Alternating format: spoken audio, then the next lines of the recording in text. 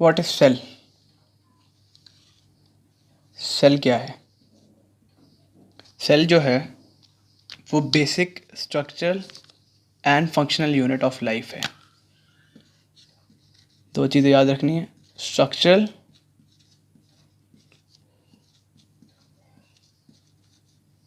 And functional.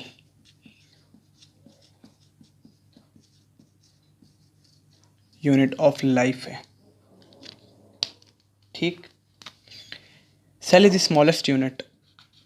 इससे छोटा part body में और कुछ नहीं होता। स्मॉलेस्ट यूनिट सेल है।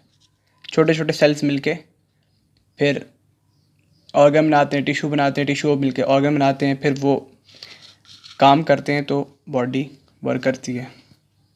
Smallest unit. एक अकेला सेल भी सारी बॉडी की या लाइफ की पूरी एक्टिविटी को लेके चल सकता है। Life activity it can carry.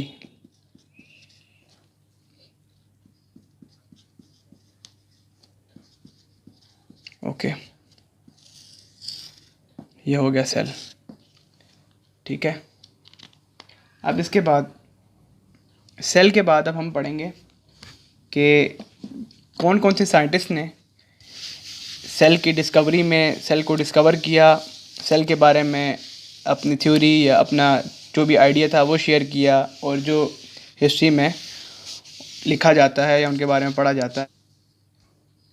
9 scientist थे, 1 2 3 और 4, ठीक है। जो फर्स्ट साइंटिस्ट था सबसे पहले जिसने सेल के बारे में बताया था दुनिया को या स्टडी किया था, वो कौन था? Robert Hooke. ये जो भाई साहब थे रॉबर्ट हुक, इन्होंने काम कब किया था? 1665 में, बहुत पहले। इन्होंने काम क्या किया था? इन्होंने काम ये किया था कि इन्होंने स्टडी किया था थिन सेक्शंस ऑफ कॉर्क को। थिन सेक्शंस ऑफ कॉर्क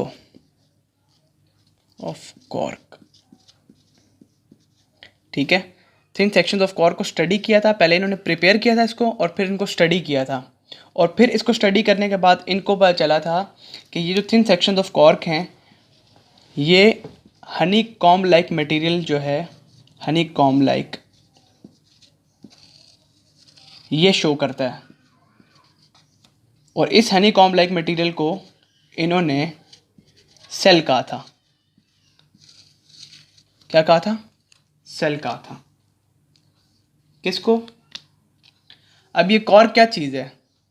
ये डेड प्लांट सेल्स हैं, डेड प्लांट सेल्स, ठीक है। इनको इन्होंने स्टडी किया था और ये हनी कॉम्ब लाइक स्ट्रक्चर जब शो हुआ था तो इनको उन्होंने सेल कहा था, ठीक है। इसके बाद इन्होंने इसमें और क्या बताया था कि इसमें और क्या चीज़ है? इन्होंने ये बताया था कि सेल जो है वो एम्प्टी स्पेसेस हैं। सेल एम्प्टी स्पेसेस हैं, स्पेस एम्प्टी है और बाउंड होते हैं किसी वॉल के ज़रिए, जिसको सेल वॉल कहा जाता है, ठीक है। सेल एम्प्टी स्पेसेस है और बाउंड हो रही है या उसको कवर कर रहा है सेल वॉल। ये रॉबर्ट हुक ने 1665 में सबसे पहले बताया था। इन्होंने जो अपनी फाइंडिंग्स थी वो एक बुक में मेंशन की थी। उस बुक का नाम है माइक्रोग्राफिया। माइक्रोग्राफिया, ठीक है। रॉबर्ट हुक ने क्या किया था? रॉबर्ट हुक ने 1665 में, डेट याद रखनी है, थिन सेक्शंस ऑफ कॉर्क को प्रिपेयर किया था और उसको स्टडी किया था। उसको स्टडी करने के बाद इनको फाइंडिंग्स मिली कि इस स्ट्रक्चर में हनी कॉम्ब लाइक मटेरियल है, हनी कॉम्ब लाइक स्ट्रक्चर है, और वो हनी कॉम्ब लाइक स्ट्रक्चर जो है उनको उन्होंने कहा था कि ये सेल हैं। अब ये थिन सेक्शन ऑफ कॉर्क क्या है? ये कॉर्क एक डेड प्लांट मटेरियल है, ठीक है। इसके बाद उन्होंने सेल के बारे में क्या बताया था कि cell is empty space, cell के अंदर एम्प्टी स्पेस है, कुछ भी नहीं है, और ये एक सेल वॉल से या एक मटेरियल से इसको बाउंड किया जाता है, ये बाउंड होती है, ठीक है, जिसको बाद में सेल वॉल कहा जाता है, ठीक है, ओके।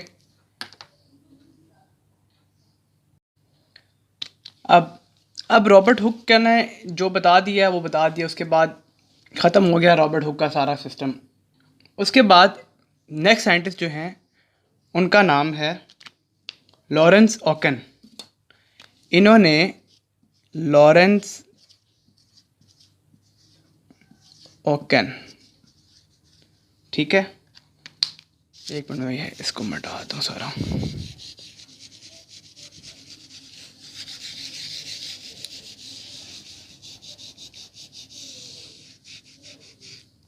ठीक है, इन्होंने 1805 में, डेट याद रखनी है अगेन, 1805 में सेल के बारे में क्या मेंशन किया है? इन्होंने सेल के बारे में मेंशन किया है कि all living beings originate from और कंसिस्ट ऑफ सेल। एक स्टेटमेंट है जो इन्होंने मेंशन किया है, ऑल लिविंग ऑर्गेनिजम्स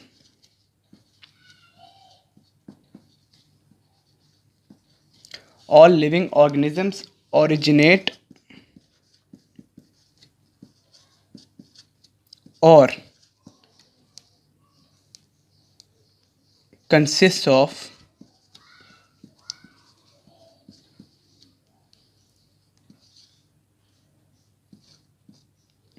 वेसिकल्स।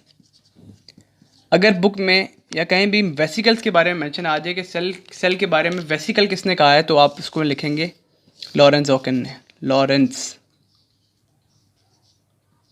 ओकन ने वेसिकल्स की टर्म इन्होंने यूज़ की थी 1805 में। इसकी जस्ट एक ये स्टेटमेंट है, इनकी टोटल कंट्रीब्यूशन ये एक स्टेटमेंट है, ओके।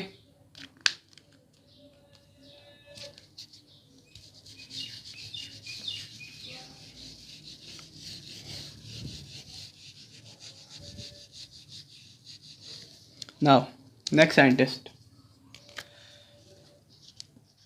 अब आप ये देख रहे हैं कि ये सेंडिंग ऑर्डर में चलेगा सारा, ठीक है, स्मॉलेस्ट से ग्रेटर नंबर की तरफ, ठीक है।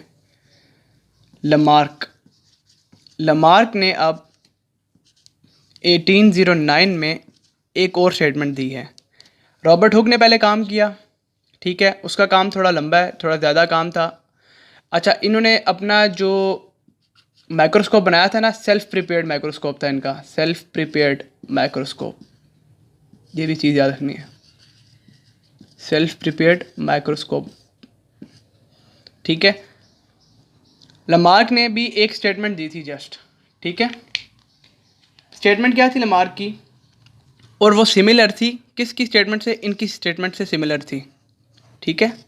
इन्होंने कहा था all living things, all living organisms originate और कंसिस्ट ऑफ वेसिकल्स, ठीक है। तो इससे सिमिलर स्टेटमेंट लमार्क ने 1809 में 4 साल बाद दी थी, which is nobody can have life और constituents of life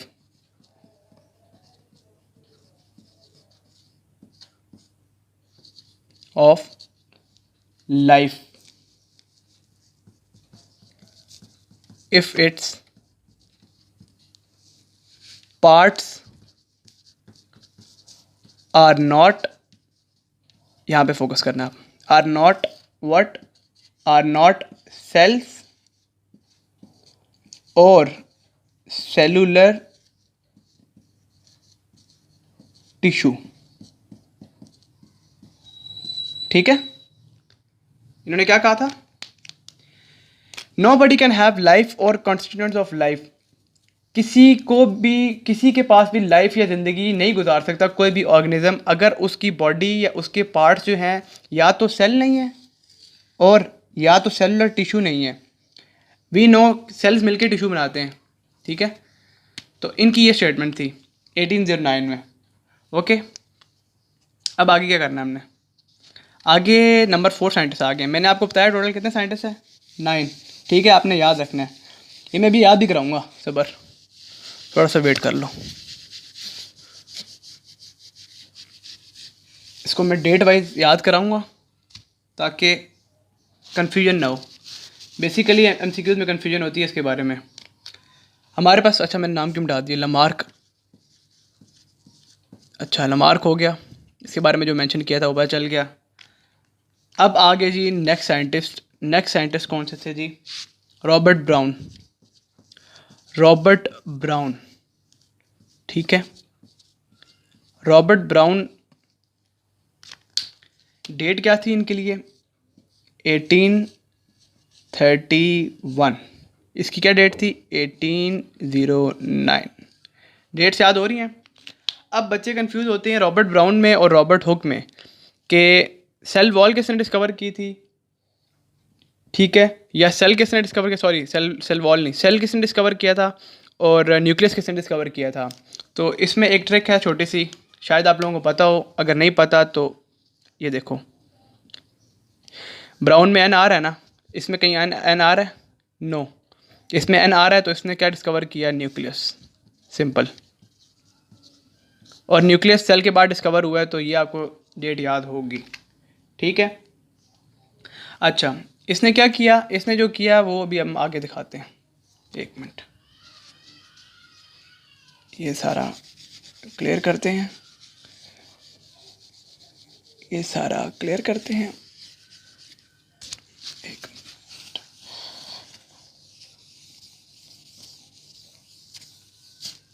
अच्छा इन्होंने क्या किया? इन्होंने न्यूक्लियस को डिस्कवर किया 1831 में, ठीक है। इस भाई ने न्यूक्लियस डिस्कवर किया है 1831 में। इसकी वजह से इनका जो आइडिया था कि cell is an empty space, cell empty space है, किसने बताया था? रॉबर्ट हुक ने 1665 में।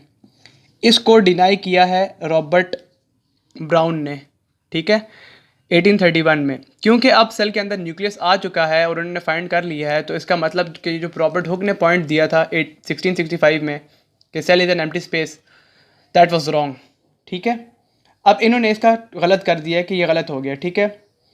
और बाद में ये प्रूफ भी हुआ कि सेल एम्प्टी स्पेस नहीं है, ठीक है, सेल कंसिस्ट ऑफ न्यूक्लियस, ठीक है। ओके हो गया, सेल कंसिस्ट ऑफ न्यूक्लियस। अभी हो गए 4 साइंटिस्ट।